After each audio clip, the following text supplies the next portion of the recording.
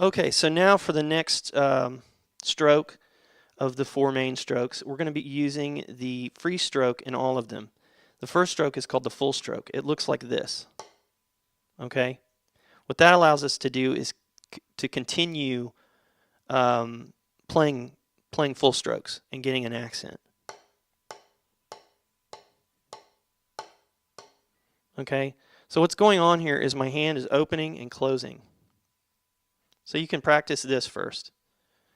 And don't close your hand real tight like making a fist. You're just closing your fingers like that. And using your wrist. So throw, catch, throw, catch, throw, catch, throw, catch. Okay, so when the stick bounces, it's going to fly up and I'm going to catch it up here. That's all you need to know.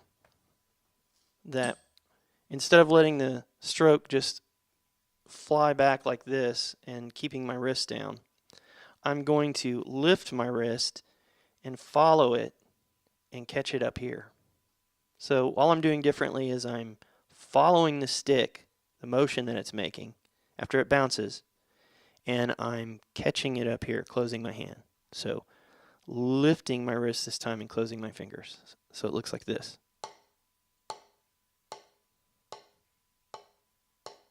And that's all it really is. Just imagine if you had a little ball here and you were bouncing it. Okay? Same thing. Like dribbling a ball. All right, so let me move the mic out of the way and show you with the other hand. The mic did not want to stay.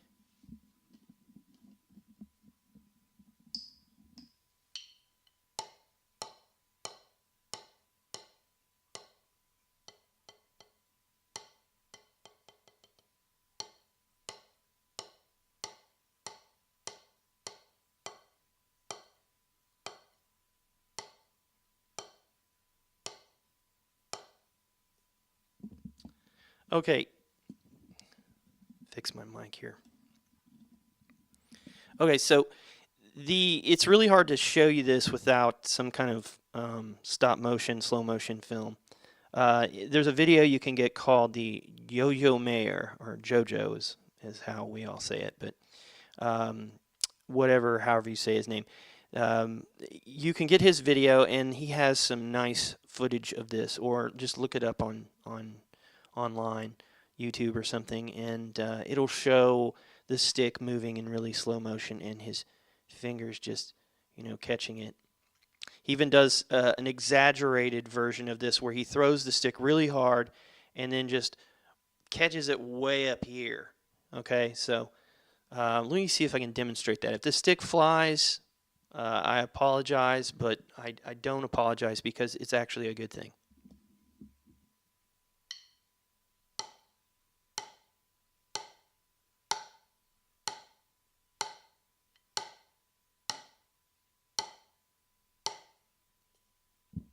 Okay, so it's that sort of thing. I'm really throwing it hard, and I'm letting it fly way up in the air, and I'm catching it way up here. So the more time you can sort of delay and catch it up here, the better, because you're really exaggerating the bounce and the rebound of the stick and being able to follow its motion to its fullest and catching it.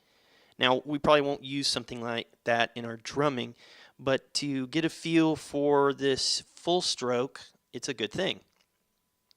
So we've got the full stroke, and that allows us to kind of keep playing full strokes because we're in this position now, whereas before, hold on, we can't really do anything with this. Our wrist is down. We can't play another stroke after this. We have to dump the stick like this real loosely and then lift the stick up again and then throw it, and that doesn't work. So what we need to do is be able to start from this position every time to throw a nice full stroke.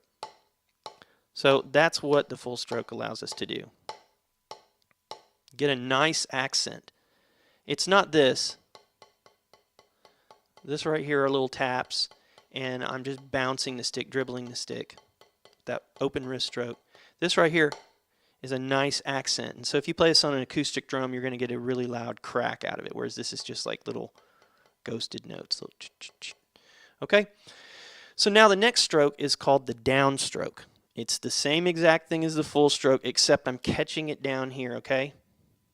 Same thing, I'm just catching it down here. So when I threw it with the full stroke and it bounces and I catch it up here like this, you know, like that, I'm throwing it from a full stroke position right here, and then I'm closing down here.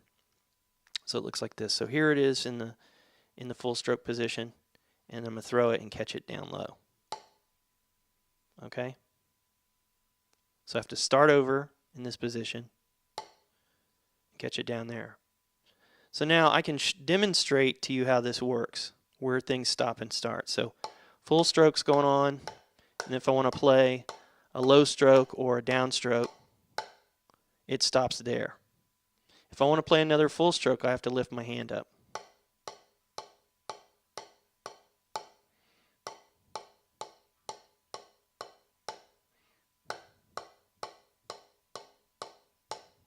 Okay?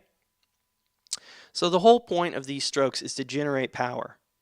Now, some of you might be playing the full stroke like this. Okay?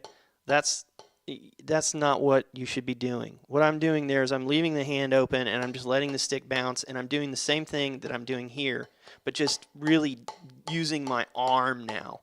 I'm using my elbow. And so it's the same thing as this. Here I'm using my wrist. Now if I use my elbow, I'm doing this, but I have no control over it, and you can hear the inconsistency of the tone. We want this. So there was the downstroke, and there's the full stroke. They get the same volume, the same power, but one is starting and stopping here, and the other one is starting here and stopping here. Now, the next stroke is called the tap. And so this is where the downstroke is useful, because if we play a loud note and we end here and then we want to play a soft note, we play it like that. That's a tap. The tap is the same as the other two strokes, except the difference is that I'm starting about right here with the tap, like 1.5 inches away from the surface, and then I'm catching down here like the downstroke. Okay? And every time I do a tap, I have to lift my wrist slightly. But that's not really that big a deal. And if I want to get more notes and more continuous notes, I use that open wrist stroke and just bounce it. But this is a controlled stroke, right? It's called controlled bounce. Let me fix my mic again so everybody can hear me. So that's better. Okay. So anyway, this thing works like this. If we're up here, throw the stick, and now we're down here. And now, if I want to play a tap, I just lift the hand slightly, use that free stroke, and catch it down here.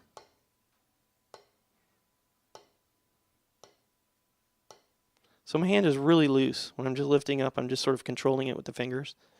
I'm just tapping really lightly. Okay, so now we have this. We have full stroke, downstroke, and a tap. And the last stroke, all it is just playing a tap, and then instead of closing it down here, I'm following the stick up and catching it up here.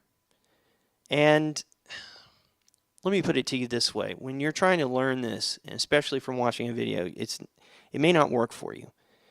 Really what's going on here is from the tap, you're playing the tap, you play another little tap, and you're only going to get a bounce that comes up to about right here. You can see that. You can see if I just let the stick bounce doing a tap, it only comes up to about right here. That's just because that's as far as the stick can go. But because the stick does move up, doesn't mean that I can't move it somewhere where I need it to be. So it gives me this energy to work with, and then by controlling it and closing my fingers slightly and lifting my wrist, I can bring it back to this position for the full stroke. So from here, I can just do an upstroke.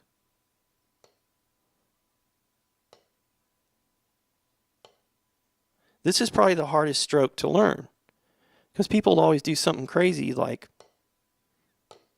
and that's not what you want. You want to get that little bounce and follow it up. So the trick is to know that, hey, there we go, that's good. If you do that 10 times in a row, you're on your way to being a successful drummer. Just make sure you have another stick around that you can grab really quick. So the idea here is that we want to just get used to that little feeling of the bounce, and then try it one time and lift your wrist and close your hand up here, just like with the full stroke, because this is the full stroke position. Okay? And those are the 4 main strokes. Let me get my stick. So let me just kind of demonstrate a little bit the 4 main strokes, and then you can try them out.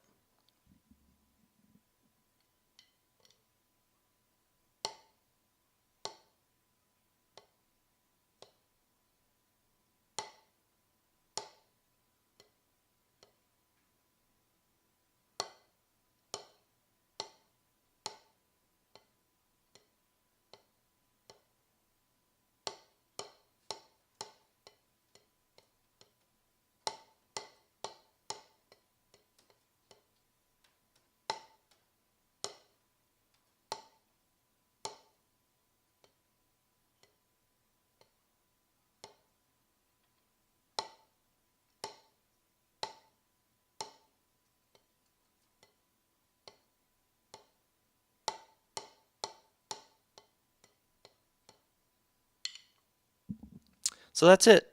That's all you have to do. You just have to get it to where you can play it somewhat like how I was playing it. Speed is not an issue here. The only reason I sped things up was just to show you that I can play this smoothly. This isn't a speed thing. That comes later. This is learning how to control your stick and use the rebound, using this bounce. Okay? Because later we're going to start doing some things like this.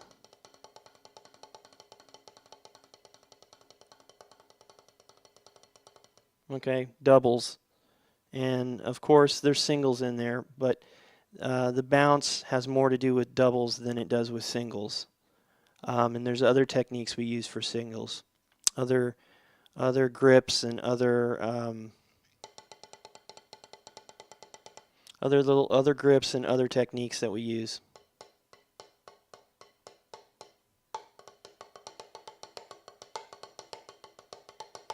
But we'll get into that later. So that's all for now. Thanks for checking out my video, and we'll have more to come in the future. Take care.